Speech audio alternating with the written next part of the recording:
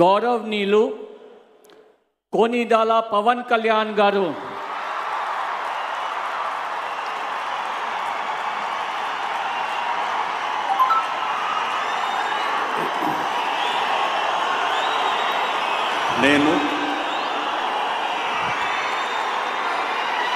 కొణిదెల పవన్ కళ్యాణ్ అనే నేను శాసనం ద్వారా నిర్మితమైన భారత రాజ్యాంగం పట్ల నిజమైన విశ్వాసం విధేయత చూపుతానని, భారతదేశ సార్వభౌమాధికారాన్ని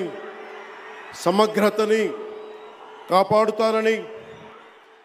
ఆంధ్రప్రదేశ్ రాష్ట్ర మంత్రిగా నా కర్తవ్యాలను శ్రద్ధతో అంతఃకరణ శుద్ధితో నిర్వహిస్తానని,